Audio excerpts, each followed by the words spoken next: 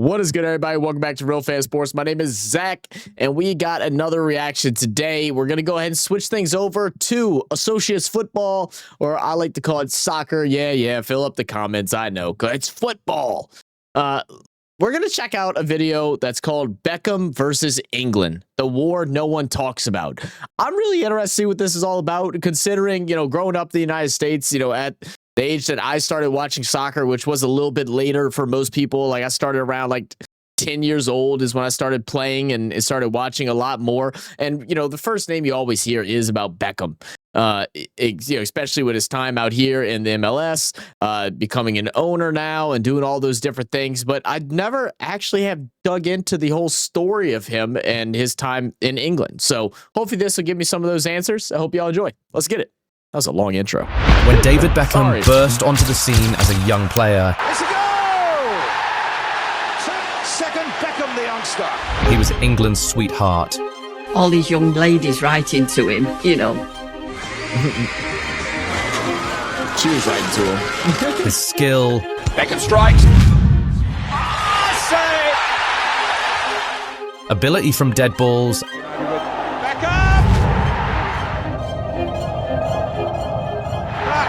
Love this angle, by the way. And good looks.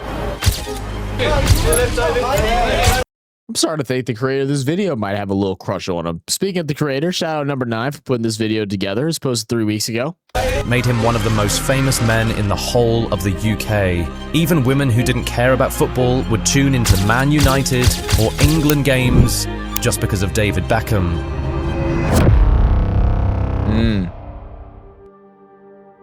It didn't make you fall in love with football, though? No, but I love him and I love to watch him. But one fateful summer day in the late 90s, everything changed for him. What was required, and there was that challenge on Beckham, and Beckham, wait a minute, he's taking another card out for Beckham. It's a red card for David Beckham. I mean, my guy overreacted, but yeah, I get it. Oh, no. Childish, petulant, disgraceful, stupid. Some of the politer words used today by reporters to describe David Beckham. Did you think he deserved a red card for the kick? Absolutamente no. Absolutamente no. It was awful. I remember the woman was sat there with her newspaper, showing him the picture of him hanging. Yeah. No, that's absurd, man. That's absurd. Look, I understand soccer is different and everything like that, and very cultural driven, even politically driven and all that stuff, but goodness, you posting that on a newspaper? Yeah, that's It's not nice as crazy. a parent to see that happening. I was just about to say. It makes me want to cry now. David Beckham went from being the country's sweetheart to having an effigy of him hanged publicly in the nation's capital. What? How did that switch happen so fast? What offense did he commit to make the fans turn on him like that? This is the story of the game that made David Beckham the most hated man in England. Okay, well, before we get into the nitty-gritty of it, I would like to hear y'all's opinion on this and what y'all's thoughts were, those that were around during this time that were watching it, and how they felt from, the beginning parts where he was glorified to where he was crucified, and then where he's at now. Let me know what y'all's emotions were like, or what y'all's thoughts are throughout those moments. I didn't know a single thing about this. This is crazy. I've never heard of it once. We'll have to go back to the 1998 World Cup for this one. Heading into the tournament, one could say that Beckham was in his prime. The 23-year-old midfielder was named PFA Young Player of the Year in 1997. The 1997 Young Player of the Year, and thoroughly deserved, David Beckham. You're attracting attention not only from the back pages of the newspapers, but the front pages and the middle pages. And was given the famed Man United number 7 shirt going into the new season. United did not win the league in 1998, but Beckham finished with the most assists in the Premier League, so he was always going to be one of the first names in the England squad for the 1998 World Cup. That was going to be his first World Cup outing. In fact, it was his first international tournament of any kind. But it did not start out in the best way possible for him. The England coach Glenn Hoddle came out and said publicly that Beckham was not concentrating on the tournament. That was surely not what a young player wanted the coach saying to the entire world on his first outing with the senior team. Yeah, that is an interesting move from the coach there with the young player. I mean, I think it's always good to call out players on their BS, especially, young guys that can kind of have a little chip on their shoulder, have, a little cockiness to them, and, may need some humbling. I would like to believe that they did some inside house conversations before publicly coming out like this. And they're just like, well, we can't go inside. Well, then let's go ahead and scrutinize them to the public. I don't know. Okay. If you think that's bad, spoiler alert, it actually gets worse. Anyway, because of his attitude, the coach decided not to start Beckham for the first 2 games of the World Cup. So he's picked first. But in the and third game against Colombia, Hoddle gave the youngster his first start, and he repaid the faith in him with a golazo. Beckham strikes. Yeah. Beckham converted a free kick from 30 yards out, and it was his first goal for the England senior team. With that goal, he secured himself a starting spot in the round of 16 game where England were to go up against a tough opponent in Argentina. After what had happened in the 1986 World Cup with Diego Maradona scoring with his hand and knocking the English out on their way to winning the World Cup, the Three Lions... Oh, I remember that. I obviously wasn't there for it, but I remember seeing conversations and stuff like that on 20 for 20s on ESPN and all kinds of things like that. Yeah, that's the brutal way to get out there, man. If only they had VAR. I know some people hate it. Came into that round of 16 game with revenge on their lines, but it was always going to be a tough task. Going into that game, Argentina were the only team in the competition yet to concede a goal. But England weren't scared of that. They had the belief and the talent to undo any defense, and they hoped to show that from the very beginning. But unfortunately, the game was off to the most awful start. The game was so heated from the very beginning, and England slipped early. In the 5th minute, England's goalkeeper, David Beckham, brought down Argentina's captain, Diego Simeone, in the box, and the South Americans were awarded a very early penalty. Gabriel Batistuta stepped up and scored. 1-0 Argentina. Definitely not how England wanted the game to begin, but they showed real character and responded just how their fans would have wanted them to. 4 minutes after going a goal down, Michael Owen stormed forward and won England a penalty of their own.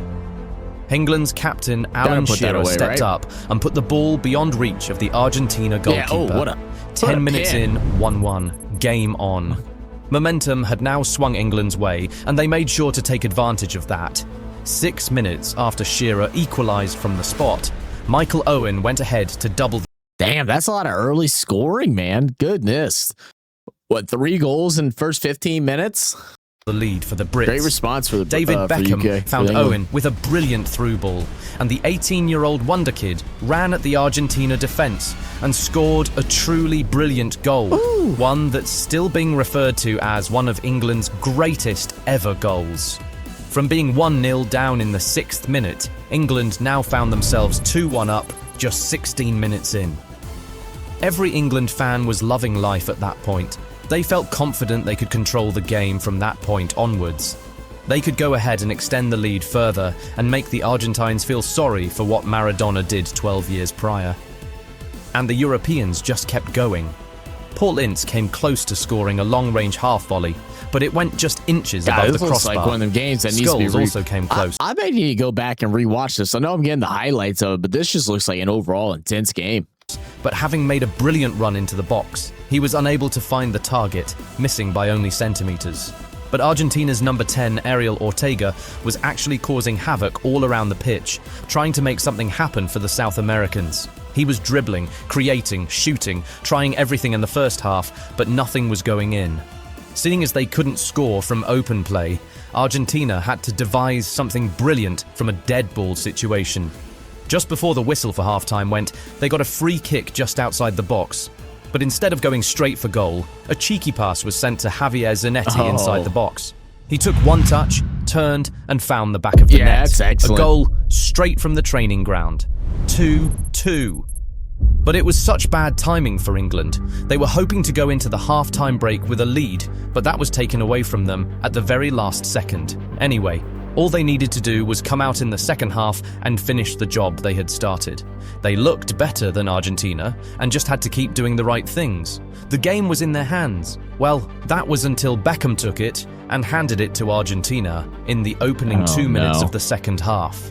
In the 47th minute, Diego Simeone brought Beckham down just around the halfway line, and while he was down, he swung a leg which tripped the Argentina captain and sent him to the ground. For that, Simeone was shown a yellow card while Beckham was shown a straight red. That's brutal. I mean, a straight red for that? I mean, really? Like, there's no way that's rewarded a straight red.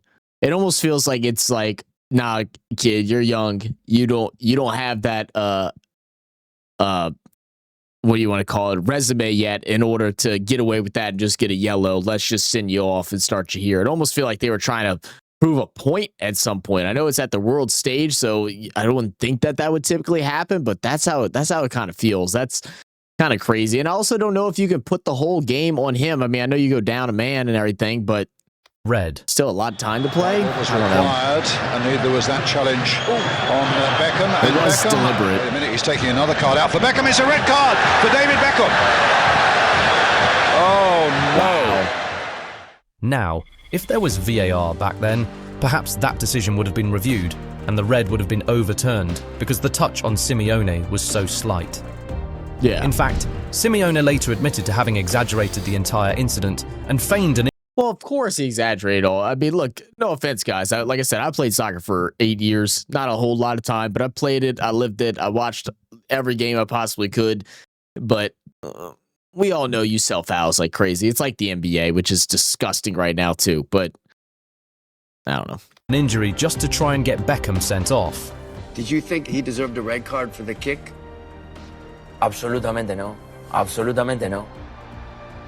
De que el contacto es mínimo, hay una exageración, tira a un imaginario golpeo de David.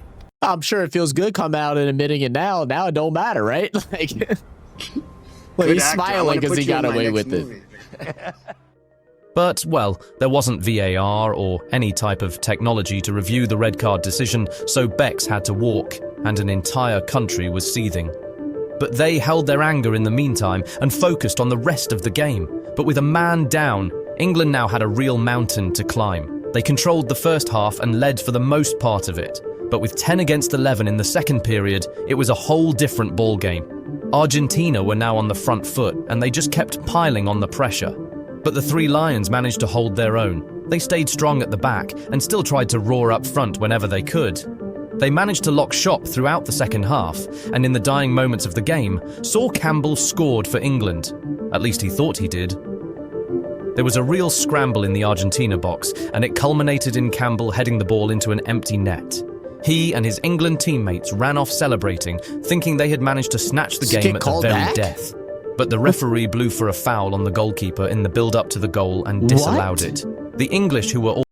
Wait, it's a foul on the goalkeeper? Well, then shouldn't that be advantage? They don't reward advantage to that? Am I missing something?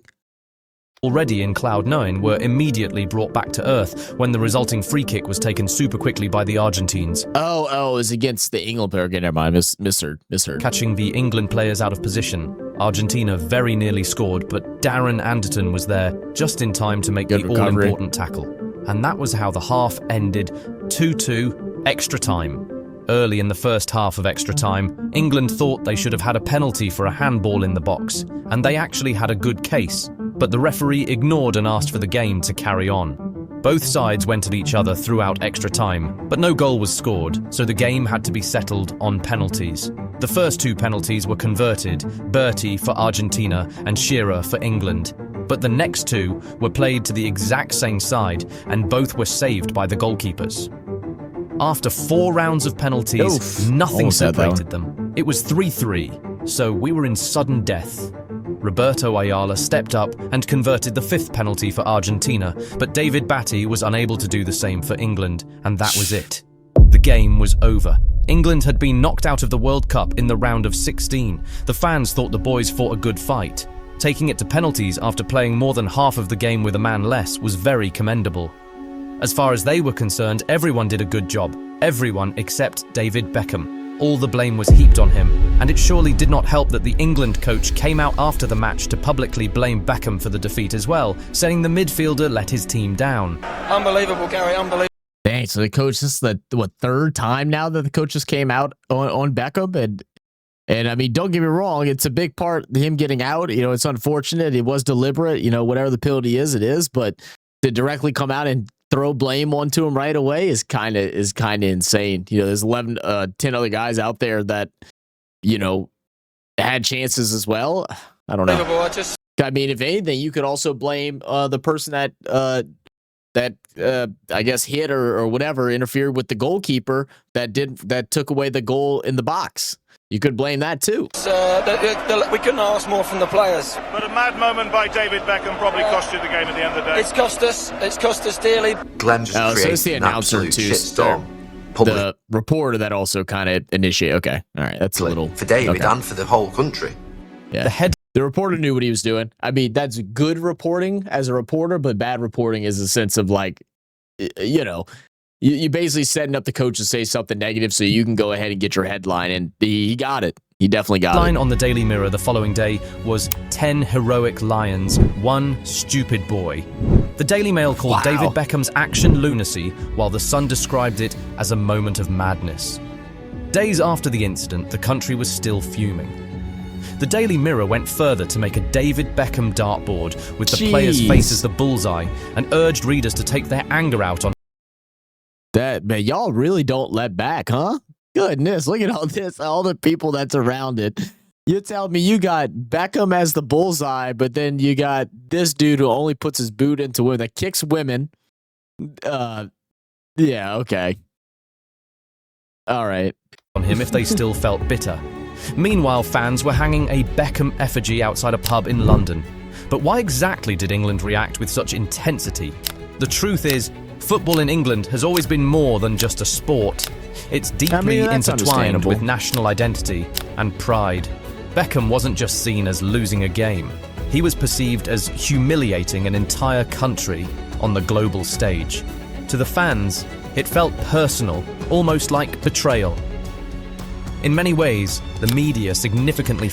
I just so disagree with that, because I mean, everybody that's playing is out there doing some scrappy things that, you know, you just get caught or you don't get caught. He got caught doing it, and he got ultra penalized when he probably shouldn't have. Fueled the public's rage, turning a single mistake by a young player into a full-blown national scandal. Seems like the once one relentless person got headlines mad, and everybody else got on sensationalism board. from newspapers created an atmosphere of hostility that went beyond football.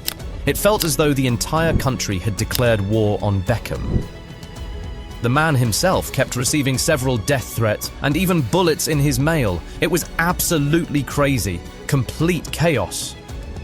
In interviews years later, Beckham revealed the full extent of his suffering, saying, "Everywhere I went, I was hated. There were times I didn't even want to leave my house. I felt trapped, completely isolated." People would be spitting at him, you know, people would be, you know, going to barge into him, to knock into him, like, "Fucking this, you're this, you're that." And all this didn't stop when club football resumed. The fans kept chanting, "You let your country down" at David Beckham. Even the United coach Alex Ferguson, who showed a lot of support to the player, was on the receiving end of the anger from the fans. I said, "David, how you doing?" I said, I think I got quite emotional. He said, "How you doing, son?" I said, "Not great, boss." He said, "Okay." He said, "Don't worry about it, son." Now tell them, go and get a holiday, come back. I feel like I've heard some mostly positive things about Sir Alex Ferguson, you know, and then some negatives, as you always hear. What's y'all's thoughts on him? Maybe I misperceived. Like I said, I watched a good bit, but I wasn't always locked into the political side of things and stuff like that. You know, I watched the games whenever I had the time and studied players, but I never got into the actual like dynamic of liking, disliking coaches, players, and different things like that. I feel like the only one that I ever remember is the Frenchman Balotelli. I think he's the only like super drama thing that I ever was somewhat invested in. We'll look after you. But Sir Alex created an island. And any unfriendly that came near the island didn't get near it. We'd, you know, them off. They reportedly threw beer glasses. He's not French, right? He's Italian. Did I get that mixed up? I think I did. My bad. Y'all knew what I meant. And stones at the manager, chanting, "We hate Beckham." The player has since talked about his experience and how it felt going from being the country's sweetheart to the most hated. He said he wished there was a pill one could take to erase certain memories. It was a very difficult period for him, and it really affected his mental health. His wife even said that he became clinically depressed as a result of everything that followed that incident. And I mean, you can't even explain how that feels because we couldn't hide. But thanks to the support he had around him, he managed to make it through. But it took years. 2 years later, at Euro 2000, Beckham was still being taunted by his own fans. In the group game against Portugal, which England lost 3-2, Beckham set up both English goals, but he was still constantly picked on by a section of the England fan base. So he reacted by putting up the middle finger to them. He was fed up. At this point, everyone low-key can't blame him. Admitted it had gone too far. That's crazy right there, by the way. Even the papers who had spearheaded the hate in 1998 were now calling for fans to move on. It's still... I wonder who called them to make that move. You know what I'm saying? Like, someone got in contact with them to make that change. You know, I don't know, the papers and stuff is run like how it is here in the US, but there's definitely people in the back rooms that are controlling that, especially when they all do it at the same time. Yeah.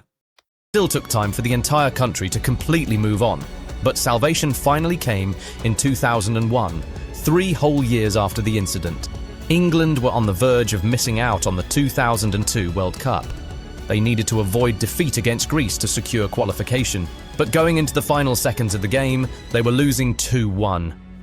But then, David Beckham, who had recently been named team captain, won a free kick in added time, stepped up to take the free kick, and scored from 25 yards out to send England to the 2002 World Cup.